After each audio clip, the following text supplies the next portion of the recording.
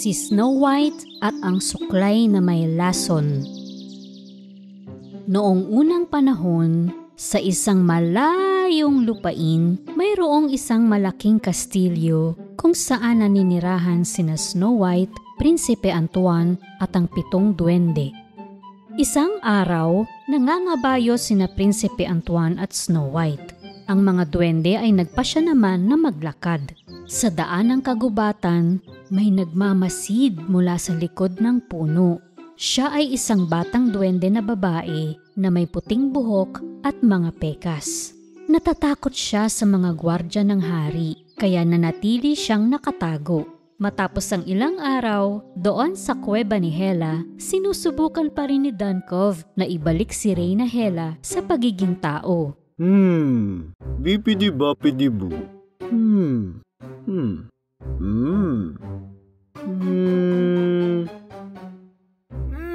Mahal kong Reyna, nagkaroon ako ng isang perpektong idea upang mabalik ka. Nabasa ko sa isang fairy tale kung halikan ka ng isang prinsipe. Binuksan ni Dunkov ang aklat ng mga sumpa sa pahina ng pampabata. Sinambit niya ang mga salitang mahika. Sumpa na ngayoy gagana, gawin mong posible na ako'y bumata.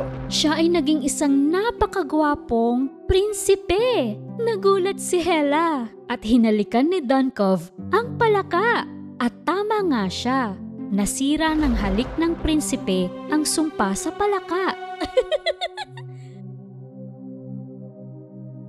Wow! Magaling! Sino ang mag-iisip na may talino palang laman yang utak mo? Ngayon, bumalik ka na sa pangit mong anyo, Dunkov. Oh, pero aking Reyna! Sayang pagkagwapo ko! Ngunit sa isang kumpas ng kamay, ibinalik niya sa dati si Dunkov. Maya-maya ay may napansin si Hela na ilang maputik na bakas ng paa sa sahig. Dunkov, shh! Huwag kang gagalaw. May ibang tao dito. Sinundan ni Hela ang mga bakas na humantong sa likuran ng istante ng mga libro. At naroon nga ang isang duwende na may mga pekas at puting kulot na buhok. Ikaw, sino ka? At anong ginagawa mo dito? Magsalita ka! Ang cute na duwende na may mga pekas ay lumabas sa kanyang pinagtataguan. Pasensya na po. Giniginawa ko at kailangan ko ng matutulugan. Hinahanap ko ang bahay ng 7 duwende. Ngunit nawala ako sa kagubatan. Ang pangalan ko ay Freckle. Magkakatulong ako. Nakatira na ngayon ang 7 duwende sa kastilyo ni Snow White. Wala na sila sa kagubatan. Sa kastilyo? Kilala ko ang mga duwende na yan. Malamang wala silang pakialam kung ikaw man ay gumala-gala sa mapanganib na kagubatan. Tingnan mo rito sa aking kristal na bola. Ipinakita ni Hela sa maliit na duwende kung gaano kasaya ang mga duwende sa kastilyo. At nakaramdam si Freckle ng pagkalungkot at pag-iisa. May sikreto akong sasabihin sa'yo, Freckle. Kailangan mo lang gumawa ng isang kabutihan para kay Snow White. Sa gayon ay magiging magkaibigan na kayo. Eto kunin mo itong suklay at suklayan mo siya. Pagkatapos, ay doon ka na rin patitirahin sa kastilyo. Pero hindi sinabi ni Hela sa kanya na nilagyan niya ng lason ang suklay. Nilagyan niya rin ito ng sumpa na sa sandaling dumikit ito sa buhok ni Snow White, ang magandang prinsesa ay papangit at tatanda. Kinuha ni Freckle ang suklay at nilagay ito sa kanyang bag. At pinapunta na siya ng masamang reyna sa kastilyo. Habang naglalakad si Freckle sa kagubatan, isang makulay na ibon ang lumipad sa itaas niya.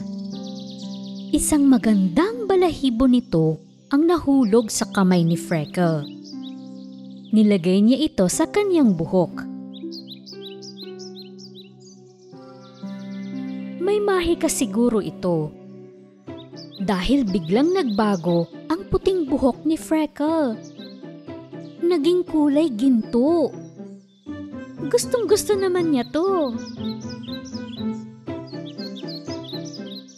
Sa parehong landas, ang 7 duwende ay pabalik naman sa kastilyo. Galing sila sa minahan.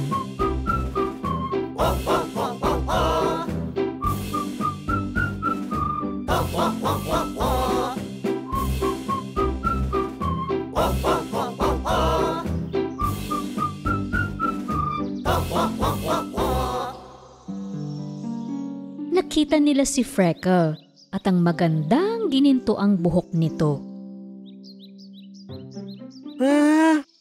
Palagay ko meron natang tao doon. Wow, isang duwende rin nata katulad natin. Oo, pero maganda. Nilapitan ng mga duwende si Freckle. Namula ang mga pisngi ni Shy nang makipagkamay siya kay Freckle. Ay, gusto mo bang punta sa kastilyo kasama namin? Oo naman! Sige!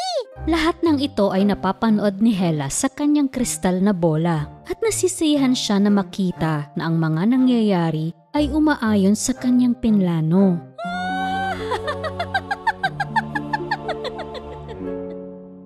At nakarating na ang mga duwende sa kastilyo. Ito ang unang pagkakataon sa buhay ni Freckle na makakita ng malaking kastilyo at napakagandang hardin. Sinalubong ni Snow White ng pagbati ang mga duwende. Oh, hi! Kamusta? May bago kayong kasama. Ako si Snow White. Malamang ikaw ay bagong kaibigan ng 7 duwende. Ang pangalan ko ay Freckle. Sinabi ni Freckle kay Snow White na malungkot ang mamuhay ng nag-iisa. Naisa na niyang manirahan kasama sila sa kastilyo. Ipaghahanda kita ng isang kwarto dito, Freckle. Napakabait mo. Napakaganda rin ng buhok mo. Hayaan mo sanang suklayan kita. May dala akong suklay para sa'yo. Susuklayan na ni Freckle ang buhok ni Snow White gamit ang suklay. Walang kamalay-malay na nilagyan ito ni Hela ng lason at sumpa. Nang dumikit ito sa buhok ni Snow White, biglang pumuti ang kanyang buhok. Naku! Bakit ganyan?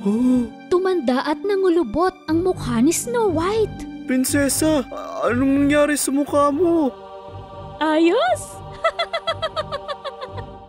Dumukwang ang prinsesa sa gilid ng maliit na pool at tiningnan ang kanyang refleksyon sa tubig. Naku!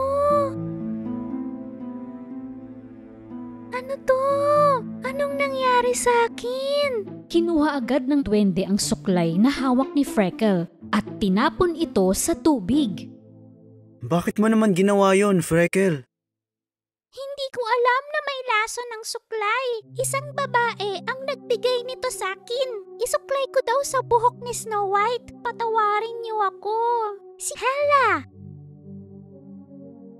Teka, alam ko na. Prinsesa, maibabalik kita sa dati. Paano mo siya babaguhin? Kinuha ni Freckle ang makulay na balahibo sa kanyang buhok at nilagay niya ito sa buhok ni Snow White.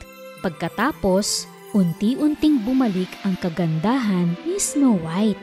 Yan! Yay! Ayos! Mabuti naman! Woo! Salamat, Freckle. Freckle, huwag kang tatanggap ng anuman sa mga taong hindi mo kilala. Buti na lang, may panangga si Freckle. Oo nga! Ang galing! Mula noon ay masaya nang nanirahan si Freckle sa kastilyo kasama ang kanyang mga kaibigan. Nakaligtas na naman siya. Galit talaga ako sa Snow White na yan. I have found happiness in this forest. My little friends protect me here. Their tiny hearts